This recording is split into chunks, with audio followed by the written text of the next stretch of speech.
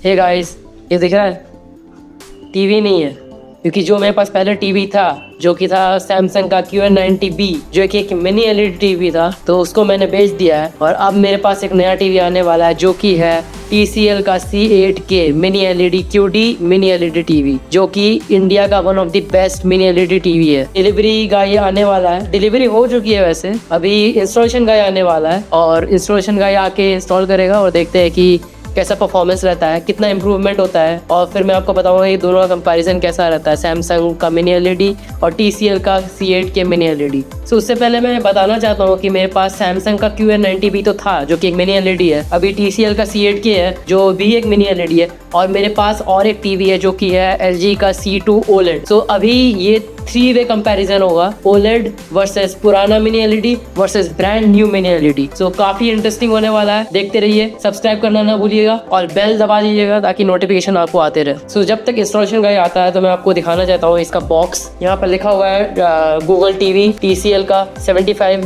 Inch, open delivery था ये फ्लिपकार्ट की तरफ से। मैंने इसका रिमोट भी देखा है, TCL C8K का रिमोट USA और अदर कंट्रीज में अच्छा देता है वो लोग, उसमें बैकलिट होता है टीवी के रिमोट में। लेकिन यहाँ पर हम लोग के पास जो रिमोट है वो काफी नॉर्मल है, वो नॉर्मल जो TCL के जो और भी टीवीज आते हैं जो कि C7K C6K उनकी तरह का रिमोट है। तो पता नहीं है डाउनग्रेड हम लोग को क्यों दिया गया है C8K में, क्योंकि C8K एक प्रीमियम टीवी है, लेकिन फिर भी हम लोग के साथ ऐसा नाइंसाफी क्यों हो रहा है मुझे पता नहीं। इंडियन कस्टमर्स के साथ रिमोट उतना अहमियत नहीं रखता है, टीवी का परफॉर्मेंस सबसे इंपॉर्टेंट है। और वही मैं अभी वेट कर रहा हूँ कि इंस्टॉलेशन का आए और इंस्टॉल करके दिखाया। मैं सबसे पहले मुझे चेक करना है इसका ब्राइटनेस लेवल, क्योंकि TCL क्लेम करता है इसका ब्राइटनेस लेवल अराउंड 4500 निट्स है, जो कि बहुत ज्यादा है और मुझे लगता नहीं वो उतना सस्टेन कर सकता है। लेकिन HDR वीडियो फॉर्मेट्स में, डॉल्बी विजन वीडियो फॉर्मेट्स में वो शायद से वो टच करेगा। मुझे देखना है कि कितने निट्स को वो सस्टेन कर सकता है 100% विंडो पे, और मुझे कंपेयर करना है उसको अपने पहले वाले टीवी जो कि सैमसंग का QN90B, जो कि काफी अच्छा ब्राइटनेस देता था मुझे। QN90B अगर मैं आर्टिंग्स में देखता हूँ तो उसका ब्राइटनेस अराउंड 2500 निट्स तक जाता था, तो ये उससे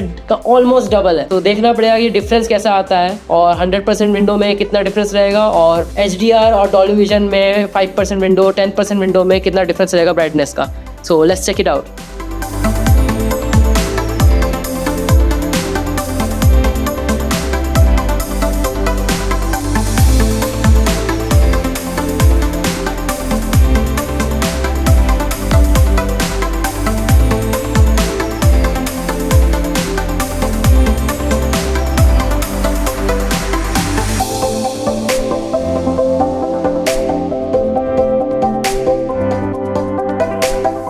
भाई इंस्टॉलेशन में हालत खराब हो गया, इतना टाइम लगा इंस्टॉलेशन में कि रात हो गई है। सो आखिरकार इंस्टॉलेशन हो गया और टीवी लग चुका है। देख सकते हैं रूम का हालत, हर तरफ सामान फैला हुआ है और अभी कुछ कर नहीं सकते। मेरा भी हालत ख़राब हो गया, मैं अभी जस्ट जिम से आया हूँ। मुझे अभी टेस्ट करना पड़ेगा टीवी कैसा है, मैंने अभी तक ठीक से कुछ किया भी नहीं है। अभी तक मैंने सिर्फ एक बार सैंपल देखा है और टीवी का पिक्चर क्वालिटी अच्छा है, लेकिन मुझे लगता है कि अभी भी वो एनर्जी सेविंग्स मोड सब ऑन है, इसलिए पिक्चर का क्वालिटी और ब्राइटनेस अभी बहुत कम दिखा रहा था मुझे। वो सब डिसेबल करके मुझे चेक करना पड़ेगा। आज रात भर मैं पूरा टेस्टिंग करूंगा और मैं कल सुबह आपसे मिलता हूँ पूरा टेस्टिंग के बाद आप लोग के पास कंक्लूजन देने और सैंपल्स देने की कैसा टीवी कंपेयर करता है मेरे पुराने मिनी LED सैमसंग QN90B और मेरा जो LG C2 OLED है उसके साथ। सो कल सुबह मिलते हैं। चा बट जाने से पहले 1-2 सैंपल तो बनता है। चलिए स्टार्ट करते हैं।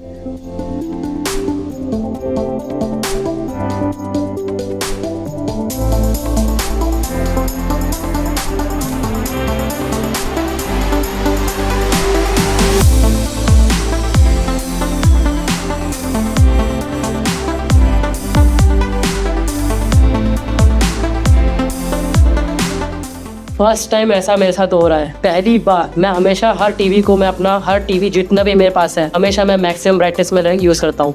ये टीवी मैक्सिमम ब्राइटनेस में मेरी आंखें ऐसी हो जा रही है, मुझे स्क्विंट करना पड़ रहा है मेरी आंखें को, इतना ब्राइट है ये, इतना ज़्यादा ब्राइट है। मतलब मैं क्या बोलूँ, ये HDR है, ये GTA 6 का ट्रेलर 2 है HDR में, इसका HDR नहीं है, ये HDR है। HDR में इतना ब्राइट, मैं इजीली डिफरेंशिएट कर सकता हूँ कि मेरा QN90B जो कि आराम से 2500 निट्स जाता था HDR में, ये टीवी उससे ज़्यादा बहुत ज़्यादा ब्राइट है। सो ऑलमोस्ट मुझे लग रहा है, मेरे हिसाब से लग रहा है ये ऑलमोस्ट 3000 निट्स के अराउंड टच कर रहा है किसी सीन में। फुल स्क्रीन ब्राइटनेस देखें तो हमें मुझे लगता है ये 700 to 1000 निट्स टच कर रहा होगा और मेंटेन कर रहा होगा। लेकिन कुछ सीनों में, जैसे यहाँ पर देखिए इतना ज़्यादा ब्राइट और ब्लैक लेवल्स अल्टीमेट। मैंने इतना अच्छा ब्लूमिंग कंट्रोल जो लोकल डिमिंग है वो कभी नहीं देखा है। यहाँ पर आप सबटाइटल्स देखते हैं, थोड़ा सा भी ब्लूमिंग नहीं आ रहा है यहाँ पर। ये OLED लेवल का दे रहा है मुझे क्वालिटी, ब्लैक लेवल्स का कमाल है। ये मुझे और टेस्ट करना पड़ेगा। चलिए मैं GTA 6 का ट्रेलर 2, ट्रेलर 1 और जितने भी सारे ट्रेलर्स हैं HDR ट्राई करता हूँ और मैं आपको कंक्लूजन देता हूँ जल्दी।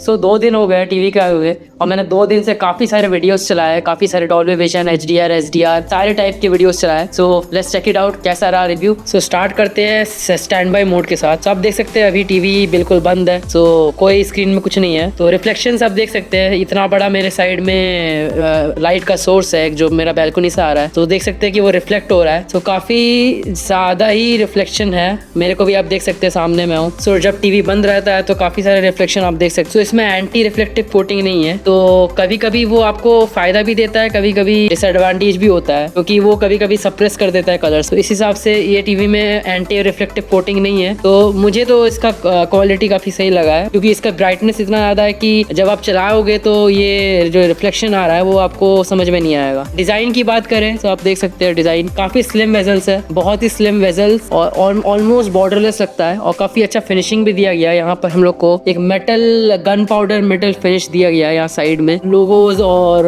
ब्रांडिंग भी दी गई है हर तरफ से, दिखने में काफी स्मूथ लगता है। आप देख सकते हैं यहाँ पर TCL का मेन लोगो दिया हुआ है। तो एक LED पैनल के हिसाब से काफी ज्यादा स्लिम है। OLED इससे भी ज्यादा स्लिम होते हैं, लेकिन LED के हिसाब से ये काफी स्लिम है। ऊपर मुझे लगता है ये कूलिंग वेंट की तरह दिया गया है। इतना हाई पावर कंज्यूमिंग टीवी है ये, क्योंकि इतना ज्यादा ब्राइटनेस दे सकता है, इसलिए कूलिंग इसमें दिया गया है, वेंट्स दिए गए हैं ताकि कूल रहे और ओवर हीटिंग ना हो। इनपुट्स की बात करें तो सारे इनपुट्स राइट साइड में दिए गए हैं, तो सारे HDMI पोर्ट्स और सब कुछ यहाँ राइट साइड में। अगर आप केबल मैनेजमेंट के ऊपर काफी ध्यान देते हैं, एक इसमें इश्यू है, इसका जो पावर पोर्ट है, पावर केबल है, वो लेफ्ट साइड में है। तो मैंने यहाँ पर पीछे से यहाँ पर छिपाया हुआ है, सो यहाँ से पावर केबल जा रहा है और जो मेरे इनपुट पोर्ट्स है वो यहाँ से जा रहे हैं। 2 तरफ से आपको केबल मैनेजमेंट करना होगा। आप अकेले एक तरफ से अगर आपको लाना चाहते थे तो वो नहीं हो पाएगा, आपको लेफ्ट और राइट दोनों तरफ से केबल मैनेजमेंट करना होगा। अब रिमोट की बात करें तो हम लोग को यहाँ मिलता है ऐसा तरह का रिमोट काफ़ी अच्छा है, लेकिन अगर आप देखें तो QM8K जो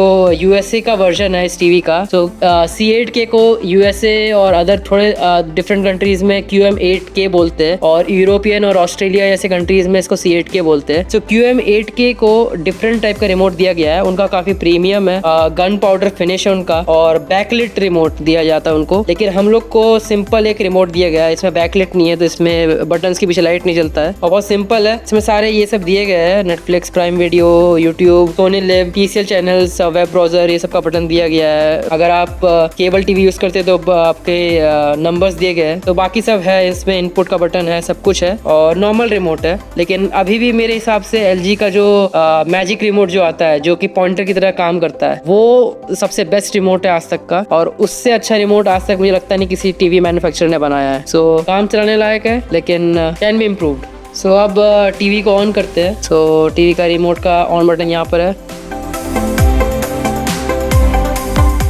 मुझे लगता है कुछ अपडेट आया हुआ है। तो इसमें कुछ अपडेट आया हुआ है जिसमें ये आपको गूगल टीवी का मेरे जो वाईफाई वाले लाइट्स है, तो आप उसको यहाँ से कंट्रोल कर सकते हैं। तो OS का बात करें तो यहाँ पर हम लोग को गूगल टीवी मिलता है विद Android 12। तो अगर मैं रिस्पॉन्स टाइम का बात करूँ तो काफ़ी स्नैपी है।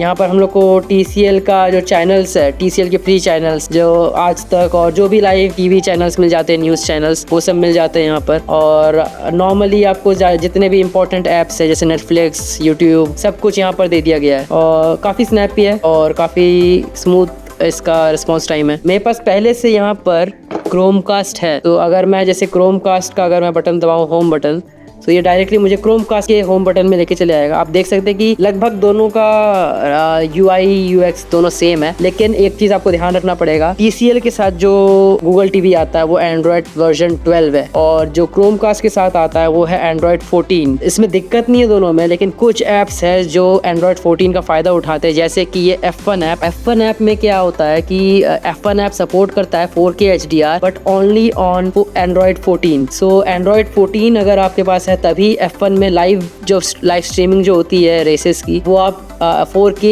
HDR में स्ट्रीम कर सकते हैं। TCL की जो गूगल टीवी है वो एंड्रॉइड 12 है, तो इसमें आप नहीं कर सकते। तो मैंने जब खरीदा था मुझे लगा कि मैं अपने गूगल क्रोमकास्ट को बेच दूंगा और इसका गूगल टीवी यूज़ करूंगा, लेकिन अब ये बहुत बड़ा डिसएडवांटेज हो गया मेरे लिए। तो मैं अब गूगल टीवी क्रोमकास्ट को बेच नहीं सकता हूँ और मुझे क्रोमकास्ट से यूज़ करना पड़ेगा जब तक ये एंड्रॉइड 14 में अपडेटेड नहीं हो पा रहा। वो कब होगा किसी को आइडिया नहीं है। So let's see. अब बात करते हैं पिक्चर क्वालिटी का। तो स्टार्टिंग में आप देख सकते हैं यहाँ पर मैं एक नॉर्मल HDR यूट्यूब वीडियो चला रहा हूँ। सो आप इसका ब्राइटनेस देख सकते हैं। अभी फिलहाल मैंने इसके सेटिंग्स को मैक्सिमम ब्राइटनेस में रखा है क्योंकि मैं हमेशा अपने टीवी को मैक्सिमम ब्राइटनेस में यूज करता हूँ, लेकिन इस टीवी का मैक्सिमम ब्राइटनेस इतना ज्यादा है कि मुझे भी काफी हद तक आंखों में प्रॉब्लम होने लग रही है कि इतना ज्यादा ब्राइटनेस मैं भी कंट्रोल नहीं कर पा रहा हूँ अपने ऊपर। तो इसका ब्राइटनेस काफी ज्यादा है। आप देख सकते हैं एक HDR वीडियो है ये और इसमें इतने अच्छे डिटेल्स आती है, मतलब आप सोच नहीं सकते हो। मतलब मैं अगर कंपेयर करूं अपने पुराने टीवी जो कि सैमसंग का QA90B था जो कि खुद एक मिनी LED था, उसके कंपैरिजन में ये मतलब बोल सकते हैं आप 30% ब्राइटर है और मैंने उसको भी हमेशा मैक्सिमम ब्राइटनेस में यूज किया। उसमें मैंने ऊपर से चीट्स भी लगा दिए थे, जैसे डायनेमिक कॉन्ट्रास्ट, ये सब जो सेटिंग्स होते हैं वो तक लगा के मैंने उसको यूज किया है। उसके कंपैरिजन में ये इसमें मैंने कोई चीट्स नहीं लगाया, ये बस नॉर्मल मैक्सिमम ब्राइटनेस है, उसी में ये काफी ज्यादा ब्राइट है। इससे अच्छी ब्राइटनेस हो नहीं सकती किसी टीवी की। आराम से ये क्लेम कर सकता हूँ कि ये इंडिया का one of the brightest TVs है राइट नाउ। रिफ्लेक्शन हैंडलिंग का बात करें फिर से, तो आप देख सकते हैं अभी जब ऑन है टीवी उस हिसाब से रिफ्लेक्शन यहाँ दिख रहा होगा आप, लेकिन ये आप साइड से देख पा रहे हैं। लेकिन अगर मेरे आप आंखों से देखें तो मुझे वो रिफ्लेक्शन ज्यादा नोटिस नहीं हो रहे क्योंकि ये काफी ज्यादा ही ब्राइट है। जब ब्राइट एरियाज आ रहे हैं तो वो रिफ्लेक्शन ऑलमोस्ट डिसअपियर हो जाता है, लेकिन जब ब्लैक एरियाज आ रहे हैं तो रिफ्लेक्शन तो रहेगा क्योंकि वो टीवी आपका लोकल डिमिंग के हिसाब से पूरा ब्लैक कर देता है, आपका स्क्रीन को पूरा ऑफ कर देता है जितने भी LEDs है वहाँ पर, तो रिफ्लेक्शंस आएंगे वहाँ पर, लेकिन इसकी ब्राइटनेस ओवर पावर कर देती है रिफ्लेक्शंस को। अब एक लोकल डिमिंग का मैं एक टेस्ट चला रहा हूँ जो कि एक HDR 10 का वीडियो है ये। तो आप देख सकते हैं इसका क्वालिटी, सिर्फ यहाँ तक लाइट चल रही है, यहाँ से यहाँ तक कुछ नहीं है। मैं देख सकता हूँ कि यहाँ पर इस जगह पर थोड़ी सी ब्लूमिंग है, एकदम बहुत कम, और उसके मुकाबले आप देख सकते हैं इसका क्वालिटी बहुत ही बेहतरीन। मैं आराम से चेक कर सकता हूँ कि ये सब जगह पे जहाँ पर ब्लैक्स है ये पूरा इंकी ब्लैक है और उसके मुकाबले यहाँ पर फुल ब्राइटनेस है। तो जो कॉन्ट्रास्ट लेवल जो आ रहा है इस टीवी का अल्टीमेट है, वो मतलब OLED लेवल का लगभग बोल सकते हैं आप। ब्लूमिंग आप बहुत ही कम देखेंगे, जैसे यहाँ पर भी देखते इतना ब्राइट है ये, उसके हिसाब से ये इतना इंकी ब्लैक है, ये देख सकते हैं। यहाँ नियॉन लाइट्स के कंपैरिजन में एकदम डार्कनेस और ब्राइटनेस का बीच में जो डिफरेंस है बहुत सही, मतलब OLED लेवल का टक्कर दे रहा है ये। सो व्यूइंग एंगल की बात करें तो मैं थोड़ा सा कलर शिफ्ट देख सकता हूँ और थोड़ा सा जो ब्लैक है वो ब्लैक का लेवल कम हो जाता है, लेकिन उतना डिफरेंस नहीं है। इस टीवी में एक्चुअली एक नया पैनल दिया गया है for the first time by TCL, जिसका नाम है क्रिस्ट ग्लो WHVA पैनल। क्लेम है कि ये वाइड एंगल व्यूइंग में हेल्प करेगा आपको, क्योंकि VA पैनल्स का वाइड एंगल व्यूइंग कम होता है, लेकिन इसका उस हिसाब से ठीक है। मेरे पास जो पहले जो टीवी था QA90B वो भी VA पैनल था, तो उसका व्यूइंग एंगल बहुत खराब था, मुझे इतना याद है। उसके कंपैरिजन में देखें तो ये काफी अच्छा है और ये ऑलमोस्ट तो नहीं बोलेंगे, लेकिन ऑलमोस्ट 70% to 80% OLED का कंपैरिजन कर लेता है। लेकिन OLED वाइड एंगल व्यूइंग अगर आपको चाहिए तो OLED बेस्ट है, उससे आगे कुछ नहीं है। अब मैं एक HDR लोकल डिमिंग का टेस्ट चला रहा हूँ जिसमें आपको पता लगेगा कि इसका लोकल डिमिंग का परफॉर्मेंस कैसा है और ब्राइटनेस कैसा है। तो आप इसमें देख सकते हैं कि इसमें अलग अलग विंडोज में वाइट कलर्स आएंगे, तो अलग अलग विंडोज में वाइट कलर्स आपको उसका ब्राइटनेस का लिमिटेशन बताएंगे कि कितना ब्राइटनेस वो जा सकता है। जैसे आप देख सकते हैं कि अगर 50% विंडो पे अगर आ रहा है तो ब्राइटनेस बहुत ही अच्छा लेवल का देता है, लेकिन उससे 30, लेकिन मैंने जितना नोटिस किया है 30 to 40% के विंडोज में जब वाइट कलर्स आ रहे हैं तो इसका ब्राइटनेस ऑलमोस्ट मुझे लगता है 4000 निट्स पहुंच जाता है, जो मेरे आंखों को ब्लाइंड कर देता है। इतना ये हाई लेवल का ब्राइटनेस है, मुझे स्क्विंट करना पड़ता है मेरी आंखों को। सो ये पहली बार मेरे साथ हो रहा है, ये किसी टीवी ने पहली बार मेरे साथ ऐसा किया है जो मेरी आंखों को चौंधिया दे रहा है। सो आप देख सकते हैं कि मेरे पास में ही एक लाइट का सोर्स भी है, तो उसका जो लाइट का जो सोर्स है, जो बल्ब है, और इसमें जो व्हाइट कलर्स आ रहे हैं स्क्रीन पे, वो ऑलमोस्ट सेम लेवल के है। तो मैं खुद हैरान हो गया हूँ कि ये टीवी कैसे ये कर रहा है, लेकिन बहुत ही बेहतरीन चीज कर रहा है ये। और लोकल डिमिंग का बात करें तो आपको टीवी में दिख रहा होगा, मेरा कैमरा सही से पिक नहीं कर पा रहा है, लेकिन मेरी आंखों से जो मुझे दिख रहा है उस हिसाब से ब्लूमिंग बिल्कुल नहीं है, बिल्कुल ही ब्लूमिंग नहीं है। कैमरा में मुझे पता नहीं क्यों ये ब्लू शेडिंग दिख रही है आपके ये जो मूवमेंट के पास में, लेकिन एक्चुअली मेरे आंखों से यहाँ पर ब्लूमिंग बिल्कुल नहीं है, बहुत ही मिनिमल ब्लूमिंग है, लेकिन ये ऑलमोस्ट ओलेड लेवल का परफॉर्मेंस दे रहा है। सो ये इस टीवी का सबसे हाई पॉइंट मैं कहूँगा, ब्राइटनेस से भी ज़्यादा हाई पॉइंट मैं कहूँगा लोकल डिमिंग का परफॉर्मेंस, जो कि बहुत ही बेहतरीन है। अब मैं एक नॉर्मल HDR वीडियो चला रहा हूँ, लो रेजोल्यूशन वाला, ताकि आपको इसका अपस्केलिंग का आइडिया लगे कि इसका प्रोसेसर अपस्केलिंग कैसा करता है। तो यहाँ आप देख सकते हैं एक क्रिकेट मैच है, जो कि एक नॉर्मल 1080p या 720p का वीडियो है, और इसका बिट रेट भी काफ़ी कम है इस वीडियो का, ये यूट्यूब से मैं चला रहा हूँ। लेकिन आप देख सकते हैं कि अपस्केलिंग अच्छा है, परफॉर्मेंस भी अच्छा है, लेकिन मैंने जितना नोटिस किया है कि सैमसंग और सोनी, LG ये लोग अपस्केलिंग में ज़्यादा माहिर है TCL के मुकाबले, लेकिन ये कंपैरेबल है। प्रीमियम ब्रांड तो है ही, TCL अब बन चुका है एक तरह से प्रीमियम ब्रांड, जो कि कम्पीट कर रहा है सोनी के साथ, सोनी के ब्राविया 9 के साथ। लेकिन अपस्केलिंग के मामले में मैं अभी भी इसको थोड़ा कम पॉइंट दूंगा, लेकिन इम्प्रूवमेंट्स है और ये और अच्छा कर सकता है फ्यूचर में, मे बी विद अपडेट्स ये और अच्छा कर पाएगा। अब मैं आपके सामने थोड़े HDR 10+ वीडियोस चला रहा हूँ मैक्सिमम ब्राइटनेस में, सो आपको आइडिया लगे कि इसका ब्राइटनेस, इसका परफॉर्मेंस HDR डॉल्बी विजन के वीडियोस में कैसा है। सो आप देख सकते हैं कि इसका लेवल, इसके कलर्स और इसके कंटेंट जो आ रहा है इसके अंदर से, वो बेहतरीन है। मतलब इसका ब्राइटनेस ही इसके कंटेंट को एक एक्सट्रीम लेवल पे पहुंचा दे रहा है। आप कलर्स भी देख सकते हैं, कलर्स भी काफी वाइब्रेंट है, मैंने कलर्स को भी कैलिब्रेट किया हुआ है अपने हिसाब से। तो उस हिसाब से देखा जाए तो बहुत ही बेहतरीन कलर्स आ रहे हैं, पॉप हो रहे हैं कलर्स, जो कि सिर्फ OLED में मैंने आज तक देखा है, लेकिन इसमें भी इसका ब्राइटनेस इतना ज्यादा है कि वो कलर्स को पॉप कर दे रहा है। सो बहुत ही अच्छा परफॉर्मेंस दे रहा है। अब मुझे पता नहीं है मोबाइल में कैसा हो रहा है, मोबाइल में मैं देख भी पा रहा हूँ कि थोड़ा कलर्स सही से नहीं आ रहे, थोड़ा ब्लू टिंट आ रहा है, लेकिन एक्चुअली में जो मेरी आंखों से मुझे दिख रही है कि इसके कलर्स बहुत ही बेहतरीन और बहुत ही क्लियर आ रहा है। मतलब एक जो बोलते हैं फिल्म मेकिंग मोड का जो क्वालिटी जो है वो आ रहा है।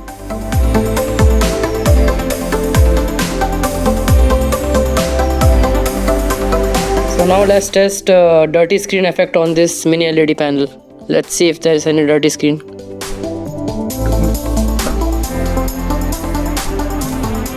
पहले मेरे पास जो QN90B था, ऐसे मूवमेंट में आपको डिविजन्स दिखते थे, जो पैनल डिविजन्स है लोकल डिमिंग के, जब मूवमेंट हो रही है ऐसी, इसमें कोई मूवमेंट आपको नहीं दिखती, कोई ऐसे डिविजन्स नहीं दिखते हैं, स्क्वायर्स, हॉरिजॉन्टल स्क्वायर्स या कुछ भी नहीं दिख रहा है। तो बहुत ही अच्छा इसमें डिमिंग जोन्स दिए गए, बहुत सारे दिए गए, तो इसलिए इफेक्ट आपको दिख ही नहीं रहा है। So let's test the sound.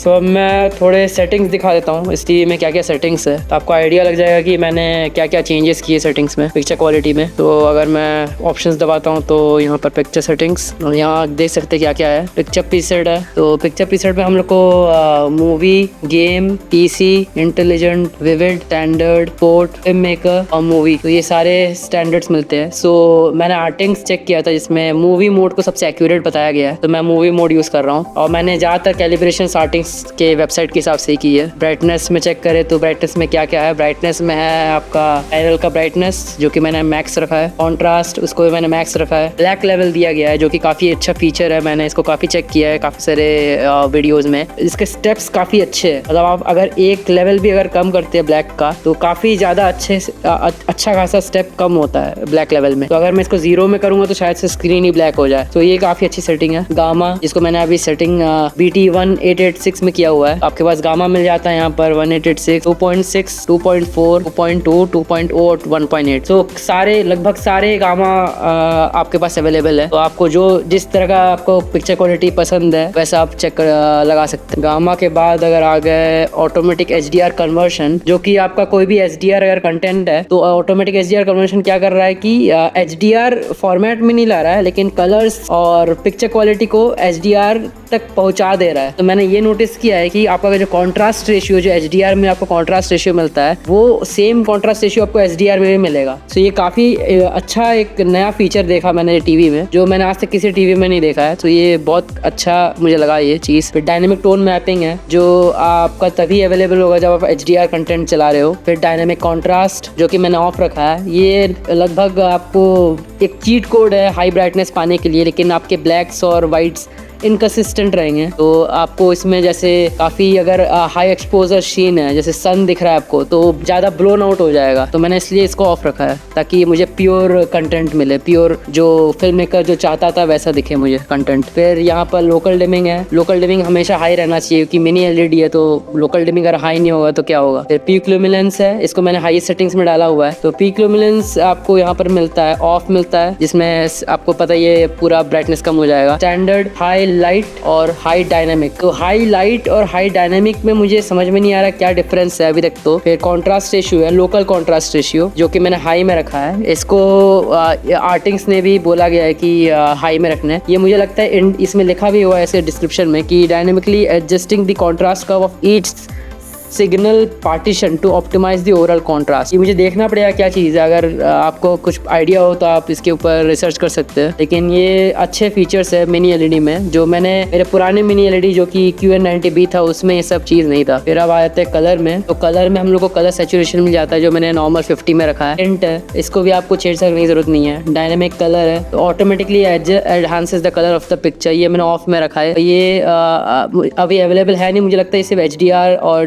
Dolby vision में अवेलेबल होगा। एडेप्टिव कलर टेम्परेचर, इसको भी मैंने ऑफ में रखा है। ये आप रूम टेम्परेचर सेंस करके स्क्रीन को कूलर या वार्मर बनाएगा। तो मुझे नहीं लगता ये सब जरूरत है, ये सब इंटेलिजेंट फीचर्स। कलर टेम्परेचर मेरा हमेशा 5 में रहता है, क्योंकि वार्म फिल्म मेकर स्टैंडर्ड हमेशा वार्म 5 रहता है, तो उस हिसाब से मैंने रखा है। RGB मोड, ये सब कुछ एक्सपेरिमेंटल फीचर्स है जो मैंने यूज नहीं किया अभी तक। वाइट बैलेंस और कलर स्पेस मैंने ऑटो में रखा है। फिर आते हैं क्लैरिटी में। क्लैरिटी में मैंने शार्पनेस को 10 में रखा है। आर्टिंग्स के हिसाब से भी इसका शार्पनेस उतना ज़्यादा आपके टीवी के पिक्चर क्वालिटी को इफेक्ट नहीं करता है, तो आप 10 में रख सकते हैं। मैंने बहुत सारे टीवीज में देखा है कि थोड़ा सा बढ़ाने से ही टीवी का पिक्चर क्वालिटी बहुत खराब होने लग जाता है और बहुत ही शार्प एजेस दिखने लग जाते हैं। इसमें ऐसा चीज़ नहीं है, तो इसलिए मैंने पहली बार कोई टीवी में शार्पनेस को एनेबल किया है और 10 में रखा है। और ये मेरे लो लेवल कंटेंट, जैसे कि जो 1080p से नीचे वाले कंटेंट है, उनको भी काफ़ी अच्छा शार्प दिखा रहा है। डिजिटल नॉइज रिडक्शन ये मैंने ऑफ में रखा है अभी, क्योंकि ये डिजिटली करेगा, मुझे अभी ज़रूरत नहीं है इस चीज़ की, लेकिन आप लोग ऑन रख सकते हैं। नॉइज रिडक्शन भी मैंने ऑफ में रखा है। ग्रेडेशन क्लियर भी मैंने ऑफ में रखा है। ये भी काफ़ी अच्छा फीचर है, जो आपके ग्रेडेशंस होते हैं। अगर लो क्वालिटी कंटेंट है, 10 बिट से नीचे वाले कंटेंट है, उसमें ग्रेडेशन दिखते हैं आपको कलर्स में, तो उसको स्मूथन आउट कर देगा। लेकिन ये आपको डिसएडवांटेज भी देगा, अगर आप अच्छा कंटेंट देख रहे हो तो उसमें जोर जबरदस्ती अपना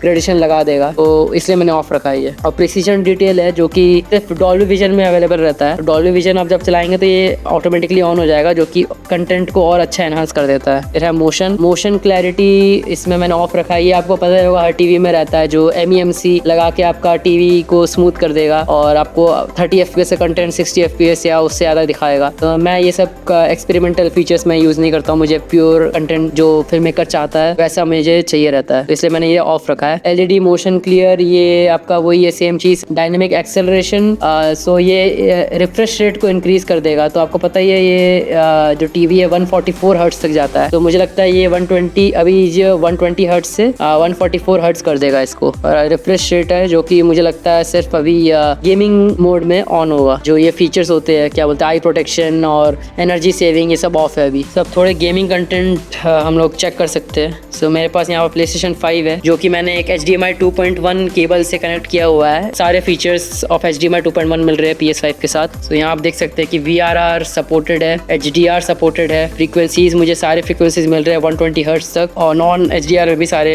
120 हर्ट्ज तक मिल रहे हैं। कल मैं यहीं पर एक चीज़ चेक कर रहा था, आप देख सकते हैं कि ये ऊपर की तरफ एक लाइट का सोर्स आ रहा है ऊपर से, और अभी मैं लाइट के सोर्स से बाहर हूँ। अभी मैं लाइट के सोर्स पे जाऊँगा तो आप देखना कि किस तरह से इसका पीक ब्राइटनेस आता है। अभी ये मेरा कंटेंट जो है PS5 जो है वो HDR में चल रहा है विथ HGIG एनेबल्ड। तो इस टीवी में HGIG भी है जो कि एक गेमिंग स्टैंडर्ड है HDR का, जो कि मेरे को परफेक्ट ब्लैक्स और हाई पीक ल्यूमिनेंस देता है ब्राइटनेस का। सो उस हिसाब से देखा जाए तो ये कंटेंट बहुत ही सही दिख रहा है अभी मुझे। और जैसे मैंने बताया कि ऊपर से एक लाइट आ रहा है तो मैं अभी उसके अंदर जाऊँगा तो आप देखना पीक ल्यूमिनेंस इसका कैसा चेंज होता है। ये देखिए इतना ज़्यादा ल्यूमिनेंस है कि मेरे आंखों में ये कैमरा भी ओवरब्लोन हो गया है, मुझे एडजस्ट करना पड़ेगा थोड़ा। ये देखिए मैं एडजस्ट किया तब भी नहीं हो पा रहा है। तो ये आप देख सकते हैं इस एरिया में इतना ज़्यादा ब्राइटनेस है और इस एरिया में कंप्लीट डार्कनेस है। ये देखिए ये इस एरिया में लगभग पूरी तरह से डार्कनेस है, थोड़ा सा लाइट है लेकिन बहुत डार्कनेस है।